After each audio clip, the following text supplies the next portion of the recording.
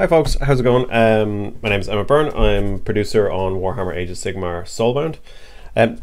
Today I'd like to talk about monsters and combat and putting together encounters. So I've seen a couple of questions online. I'm gonna get them in Discord a bit or on Twitter, Facebook, or wherever, about how to balance encounters in Soulbound. In Soulbound, enemies are broken up into different types, and they don't have something like a challenge rating or anything like that. It's harder to tell how difficult an enemy is going to stack up, or how an enemy is going to stack up against the party, and that's on purpose. The Mortal Realms aren't fair. It's not like you're playing an online game or a video game or something where you go around and each area is leveled to you. The realms are dangerous. You could turn a corner and walk into a greater demon and have a very bad time. But I know a lot of GMs would like some guidance on how to build encounters. So I thought I'd just run through what I do when I'm putting together encounters and how I handle it. So first off, I'm here in the Bestiary chapter of Soulbound. As mentioned, anytime you pre-order with us or purchase a physical copy through our store, you get the PDF straight away at complimentary, and you can start using it straight away until the books arrive. Or you can just buy the digital copy through our website or through Drive-Thru RPG. So I'm going to have a look at just run through some stuff on the creatures here. I'll just open up my bookmarks just in case I need stuff. Alrighty, okay, cool. We'll go to one page. Right, so as I mentioned, we have creature types. Creature types are demons, undead, stuff like that. Creature roles, which is the role that the creature reveals in an encounter. So your lowest of the low is a minion. They are just cannon fodder. You just wade through them. They have 1 toughness, which means 1 bit of damage will do. So anytime you hit them, they're going down. So you have things like clan rats and grots and stuff that are minions. A lot of them can become swarms, which we have next, which is they basically group up and they become harder to kill. Usually it's all the toughness is added together depending on how many are in a swarm. So if you're 10 in a swarm, they have 10 toughness. Any damage done to the swarm, it's considered 1 creature. So if you do 6 damage to it, you actually are slicing through and killing 6 creatures. Things like area effect spells and hazards do double damage to swarms, to kind of show that they're all grouped together. But some are using others for shields and things like that, but yeah, they do double damage to swarms. So that's a swarm. They're really good for I suppose the initial shock for players when they're playing. They see, oh my god, there's 20 things coming at us, what do we do? And then it helps them feel hopefully really awesome as they just kind of cleave through this horde of creatures. Unfortunately, then they see what's coming next. So a swarm has toughness equal to the amount in the swarm, and they get plus d6 to their attacks depending on how many is in the swarm. So their, say, melee might still be poor, but they could be rolling 20d6. So they're not good at hitting, but their sheer numbers can overwhelm. So if they're poor and they're attacking a Stormcast Eternal with a good defense, they're only hitting on a 6, but you're rolling 20d6, you're going to do some damage probably. Then we have warriors who have their toughness is equal to their body plus mind plus soul, similar to a player character. Once that's gone, they're gone. So they're a bit tougher. Their toughness will probably usually be between say 4 and 8 or 10 or whatever. It's just body plus mind plus soul, and that's your toughness. Once it's gone, you're gone. Champions, again, same. Their toughness is body plus mind plus soul. Difference with them is they have metal, similar to a player character, so they can take extra actions a turn. which is when it starts to get dangerous, because they can attack and then they can attack again, or you know, they can move great distances and stuff like that, and that becomes a big threat to players when they have multiple attacks. Because you know, the players will have at least 2 actions they can take a turn, and most of the enemies have 1 action. So when suddenly an enemy has 2 actions, it becomes a little bit scarier. Then we have the Chosen, who are the top end, your kind of almost boss characters, where they have toughness equal to body plus mind plus soul, and they have wounds. Like a player character does, so they suffer wounds in the same way, and they have metal. When a Chosen loses all his toughness, they start to take wounds. When they lose all their wounds, they die, unless you want to use them as a recurring enemy and you want to maybe give them like a death test that they can make, or some of their minions can save them from death or whatever. But generally, once they're out of wounds, they're gone. But again, they have metal, which makes them dangerous. So these types or the roles don't necessarily, they do reflect the power, but they don't necessarily reflect how the monsters act, if that makes sense. So you could have a champion with 20 toughness, or you could have a Chosen with 10 toughness. So they would have, they're not directly equated to each other. So if you're going from a champion to a Chosen, it doesn't mean everything goes up a step. It doesn't mean like suddenly you have more toughness than a champion, and you have more metal than a champion. It just means that you now have access, you have wounds, and you have metal and stuff like that. So so that's the difference with those. Okay, what next? Okay, so when balancing encounters, what you want to look at is your players' capabilities, like their characters' capabilities, not your players' capabilities, and what the enemy is capable of. So strap in, because we're looking at spreadsheets. So what I've just really quickly done here is I've just thrown in these are the pre-generated characters. I've thrown some information into just a spreadsheet. Like, you just note this down on a sheet of paper, stick it on your GM screen, something like that, just to keep a quick reference of who has what. All right. Yeah, sorry, I love my spreadsheets. Let me just zoom in a bit here. Okay, so these are the 5 pre-gen characters, which I've actually I've opened up here, so you can see that's this is Vel, our Night Quester, and we have Malgra, our Sky Rigger, and that kind of thing. But what I just did was the name, obviously, their average damage, and the way I average this out is just assume they're hitting on a 4, whatever it is, assume they're just hitting on a 4. So the average damage for, say, something like Vel is, assume she hits on a 4, which means that half her dice succeed when she rolls. So it's 5d6, so half her dice succeed. Just round up, especially since she has focus. So let's assume that she does 4 damage a turn. So 5d6 rounded up is 3, and then her weapon does an extra +1, so she does 4 damage every time she hits. So that's what we say, which I've noted in here. So she averages out 4 damage. Her melee is good, her accuracy is poor, her defense is good. That's just helpful when you're comparing it to enemies. You look and say, oh, okay, well, you know, Val's going to hit on a 2 on this, so she's going to do, say, an extra 2 damage or something like that. Then her armor is 3, she's very hard to hit, and she has high toughness. So just kind of handy to have. And again, I've gone through all these. You know, the weapon they're assumed to use, say, so Malgra usually uses the rivet gun, Zan is using his hammer, Dark has, I'm assuming, is using his bow.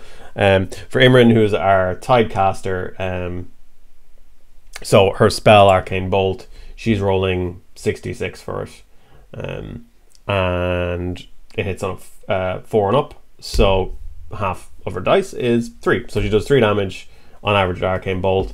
She's going to hit no matter what if she rolls 4 and up. So, and then her armor and toughness. So her actual, you know, melee, her combat capabilities aren't great, but she has spells and stuff like that. So what I would do is just have that in mind, then look at an enemy. So what I've found is look at Right, so if we look at someone like a Blood Reaver, which we have here, I'll do zoom in a little bit again. Too much. All right. So Blood Reaver here. So we want to look at how many hits it would take one of our characters to take this character down, and how much damage the Blood Reaver could do to our characters in a hit, and potentially how many rounds it would take them to take them down.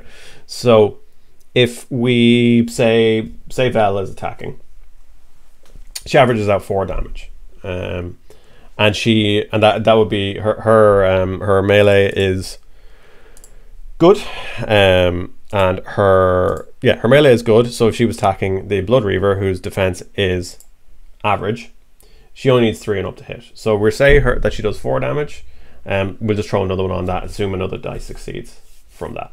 So let's say she does 5 damage on a hit against one of these, against the Blood Reaver. So she would do 5 damage, so it would almost be dead in 1 hit if Val was to attack it. Now, Val also has metal, as do all of the player characters, so she can attack twice. So realistically, to a Blood Reaver, Val could do 10 damage a turn. Okay, so she averages out, say, 4 damage. Her melee is higher than the Blood Reaver's defense, so let's say it's 5 damage, and then she can use metal, so she could do 10 damage. So she could do 10 damage in her turn to a Blood Reaver. Now it only has 6 toughness, so it's going to be dead anyway. But that's how we know. Okay, 1 round, Val can deal with this guy, no problem. If you look at most of the other characters, I don't think I'm any lower than 3 damage. So yeah, average. So average I'd say Zan, more of our kind of middle of the road character, assuming not using any miracles. Melee is average. He does 3 damage. Okay, Blood Reaver's defense is average, so it's fine. He's going to hit on half his dice, say 3 damage. He gets 2 attacks per turn. He can do 6 damage. So the Blood Reaver is going to be dead. So pretty much all of our characters can take out one of these guys in 1 round. So if you're relying on this to be a challenge, if you have 1 per character, per party member, they're all going to be gone by the end of the round. If you also take a look at the initiatives 2, most of the player characters are going to have higher initiative than that. So by the time, if you're using static initiative, which is what we use in Soulbound by default, by the time it gets around to the Blood Reaver's turn, they're going to be dead, unless you have more of them than there are party members. So let's assume we have more of them than there are party members. Okay, so we'll say we have more than that. When it gets around to their turn, how much damage can they do? So if we look at the dice and you just use the same thing that you would for the players, okay, assume they're going to hit on a 4 and up, which means half their dice are going to hit, which means that of the 4d6, 2d6 are going to hit, so that's 2. Their damage does 1 damage, so that's 3 damage. If they do 3 damage, they don't have metal. For sake of it, let's say they're using their meat ripper axe, so they have a two-handed axe. So yeah, 2 damage from the dice plus another 2 from the 2-handed weapon, so they're doing 4 damage for their attack, let's say. If we look at our characters, okay, well, if they're doing, their melee is only average. If they're attacking Vel, whose defense is good, let's say 1 less dice hits, so they're only doing 3 damage. Vel's armor is also 3, so they're not going to do anything to Vel unless they roll really, really well. If they're attacking Malgra's defense is average. The Blood Reaver's attack is average, so they're going to hit half the time. They're going to do 4 damage. Malgra has 2 armor. They can do 2 damage per turn to Malgra. Zan, again, same thing, except he has 1 less armor. They can do 3 damage per turn to Zan, 2 damage to Darak. Imran's defense is poor, so let's say they do an extra damage to her, so they can do, where am I, 5 damage minus 1 armor, so they can do 4 damage to Imran a turn, which would be bad news for her. So if you're looking at that and you think, okay, well, how am I going to make a Blood Reaver challenging for my party member? They're going to go through them. That's fine. The one thing to bear in mind as well is the Blood Reavers have this ability where a Sight of Blood sends them into a frenzied rage. If they're in the same zone as any creature who has suffered a wound, their melee increases. Now odds are they're not going to get that for a round or two. By then they might be dead. So if you have other more powerful characters, that becomes important. So what I generally say as just to kind of test the waters with your party and see how well they do, I would throw a lot of minions at them, so like a swarm of minions, 1 or 2 warriors per party member. So if you're doing Blood Reavers, you'd 5 party members, throw say 8. You could throw 10 if you want, and then I would throw in a champion, and if you wanted you could put in a chosen as well. So what you could do here is then you could go, okay, well, let's throw in a champion, let's throw in a blood warrior as well, and then just for the hell of it we could throw in a Gorgorath just to really mess with them. You're trying to generally equate the monsters to the party member and see how they stack up. A very good one to look at is the Blood Warrior. When we ran some playtests before, we had a lot of trouble. We had a lot of trouble with the Blood Warriors. Important things to look at whenever you're looking at one of the stat blocks is, do they have armor and how much? Do they have metal? So are they a champion or a chosen? And what's their initiative? Because a good number of the monsters and creatures have low enough initiative, so the odds are they're going to act after probably half the party members. So by then they'll probably have taken some damage, or if they're low on health like the Blood Reaver, they're probably going to be dead by the time it gets around to them. So that's just something to bear in mind. So if we look at the Blood Reaver, we're probably going to get a fairer fight with the party. So you can see their melee is good, their accuracy is poor, and their defense is good as well. If you want to give them a shield, go for it. Suddenly their defense is great, and they're very, very scary.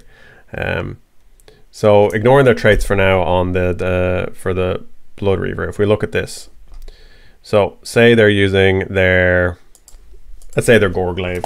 Let's say they're using their Gorglaive. So the defense is, or their melee is good.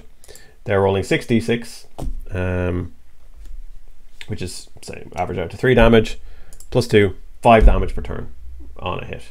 And they have 1 metal, so they can do 10 damage per turn. That's what Vel can do. They also have 3 armor, which is what Vel has, and they have same defense. So Vel is probably the best melee fighter of the pre-generated characters. So she's the best melee fighter in the group, and these Chaos Warriors or the Blood Warriors are almost equal to her. Obviously there's going to be some differences. They don't have wounds. If you gave them wounds, then that's suddenly your chosen of chaos there that they have to deal with. So if we look at that, so good, let's say they're doing 5 damage on a hit, and then they can hit twice, and they're going to hit twice because that's what they do. So if they're attacking Vel, Vel's defense is good, their melee is good. Okay, so they're going to hit half the time, or hit average out the damage. Okay, so 5 damage. Vel has 3 armor, so she's going to take 2 damage. Then they're going to attack range. She's going to take another 2 damage. So Vel's going to take 4 damage in a turn, which for Vel, that's scary because she has 3 armor. If you look at someone like Malgra, who has average defense, so they're already doing 5 damage.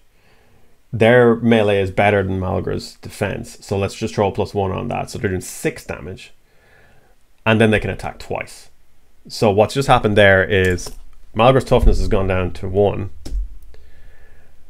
Oh, sorry. No, we're okay. You're okay. You're okay. You have armor. So almost. So Malgra 5 damage in 1 hit. Sorry, 6 damage. But Malgra has 2 armor, so they only take 4 damage. So they go down to 3. But then they hit again. The Blood Warrior hits again. They take another 6 damage, minus 2 armor. They take another 4 damage. So they've taken 8 damage in this turn. So they're down to wounds, just like that. 1 Chaos Warrior, 1 Blood Warrior comes in, 2 hits on Malgra, and they're down to taking wounds. Same thing with Zan. Zan will be down to 0 tough. Oh, Zan actually only has 1 armor, so Zan would be in trouble. So he'd be looking at 6, -1 for armor, so 5, and then another 5, so 10 damage. So Zan would be taking wounds in that turn. Daruk, again, similar both to Malgra. And then Imran would be in a lot of trouble. So the Blood Warriors melee is good. Imran's defense is poor, which means they only need 2s to hit. So if they only need 2s to hit, let's assume they do +2 damage. So 66 averages out to, so let's say 5 of those dice hit, +2. So 7 damage in 1 hit. So 1 hit, and Imran only has 1 armor if she hasn't cast any spells. 1 hit could take her down and she'd be left on 1 toughness. And then they could hit her again, and she's going to take a severe wound. And that, so very quickly you can see that at the jump from Blood Reaver to Blood Warrior is bad news. So that's just the basic Blood Reaver. That's all they're doing. Then you have their abilities. Okay, so they have blood for the blood god, similar to the Blood Reaver. But the difference is they're likely to wound the party. So as soon as they wound a party member, suddenly their melee increases 1 step. And now they have great melee, which means that now they're hitting even better. So suddenly they're doing even more damage to people. Thankfully that doesn't stack. You know, you can have 5 people in the zone wounded, but they still only get 1 step increase. Thing on that as well, the next thing is they have counter punch, which is when they get hit, they hit back. So essentially, they're probably going to attack 3 times in a round. So they're going to have the 2 attacks on their turn because they have metal, and then whenever they get hit, they're going to hit back. So realistically, you're looking at 15 damage a turn from these guys. And then they have Death and Blood, which means when they die, they get to attack again. So that even when they die, they're going to probably do another 5 damage. Depending on if people are wounded, they're probably going to be wounded. They're going to do even more damage than that. So you very quickly see, oh, hang on, no, these are bad news for the party. Especially, and then when the party's trying to hurt them, they have really high armor. Their defense is really good, so they're harder to hit, and their armor is really high. So again, they're harder to hurt. So what you're looking for there is, if you're looking, okay, well, these have really high armor, how is my party going to cope with that? It's like, do they have any weapons with rend? Do they have any spells or miracles that damage armor? Do they have any weapons that damage armor? Sorry, as well. So you look at like the Aethermatic Saw that Malgra has. Perfect. Just go in and start hacking off armor, and it makes them easier to hit these guys. So that's what you want to be thinking about as well. It's like, okay, so from experience, we ran this with before, and no one had any way to take down armor, and the fight was incredibly hard. I think 2 characters might have died. One died and one made a last stand. So not being able to reduce the armor is a big deal. So if you're looking at creatures with high armor, just check and see, okay, if you're worried about it, go, okay, well, do my party have ways to deal with someone with high armor? Rather than just throw a load of dice at it, can they reduce the armor? Then that's a much better place to be. So so that's just how I would look at when I'm putting together encounters. How I just take a quick look at the creature's stat block, and then look at how long are they going to survive, how much damage are they going to do, how quick can the players do damage to them. So just one last thing really quick. So armor 3, toughness 8. Let's see. So if Vel's attacking, Vel does 4 damage a turn twice. They have armor 3. So she's only going to do 2 damage a turn to a Blood Warrior. So you're looking at 4 turns to kill a Blood Warrior, potentially. Then you can just have all the other players, the rest of them gang up on them. So I would say if you're looking to build an encounter as a kind of test the waters, I would recommend do lots of minions, because minions you can just tear through them. They eat up the player's actions to deal with them, because they can still do damage because you're rolling a lot of dice. They eat up the player's damage to deal with them, or they give, you know, one of the blessed characters with an area of effect, or one of the wizards with an area of effect. It gives them something to deal with.